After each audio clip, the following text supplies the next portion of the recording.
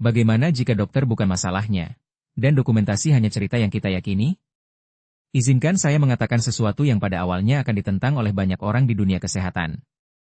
Dokumentasi bukanlah masalah utama dalam keterlambatan pembayaran dokter. Itu adalah masalah yang paling mudah untuk dibicarakan, sehingga kita terus mengulangnya. Berikut yang saya pelajari dari para dokter dan profesional penagihan medis dengan pengalaman puluhan tahun di bidang ini. Sebagian besar klinik tidak gagal karena mereka tidak bisa melakukan dokumentasi. Mereka kesulitan karena sistem layanan kesehatan bukan sistem real-time, tetapi berpura-pura seperti itu. Pertemuan pasien terjadi dalam hitungan menit. Dokumentasi diselesaikan kemudian. Kode diagnosis ditafsirkan setelah itu. Klaim diajukan lebih belakangan lagi. Dan penolakan klaim datang berminggu-minggu kemudian. Pada saat uang terlambat atau ditolak, tidak ada lagi yang merespons realitas. Mereka merespons rekonstruksi dari realitas tersebut. Itulah masalah sebenarnya. Bukan usaha. Bukan kecerdasan. Bahkan bukan sekadar kualitas dokumentasi. Melainkan jeda waktu antara realitas dan pembayaran. Dan ini bagian yang tidak nyaman.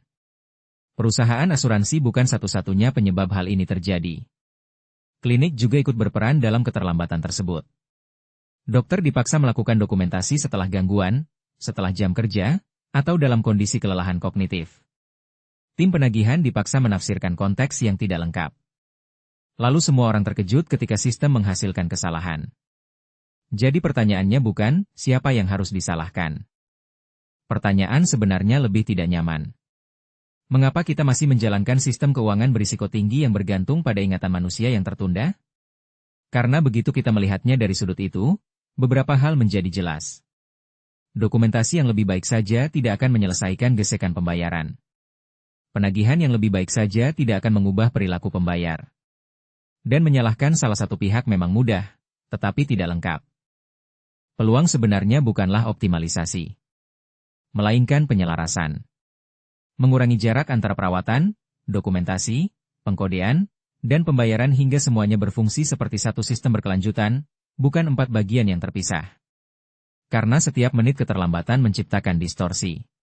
Dan setiap distorsi berubah menjadi penolakan klaim, keterlambatan, atau kehilangan pendapatan. Jadi mungkin masalah sebenarnya bukan dokumentasi. Mungkin dokumentasi hanyalah tempat kita melihat sistem mulai rusak. Jika ini terasa relevan, saya penasaran. Di mana Anda merasakan keterlambatan terbesar dalam praktik Anda? Saat perawatan, dokumentasi, pengkodean, atau pembayaran? Karena jawaban dari pertanyaan itu biasanya adalah tempat masalah sebenarnya bersembunyi.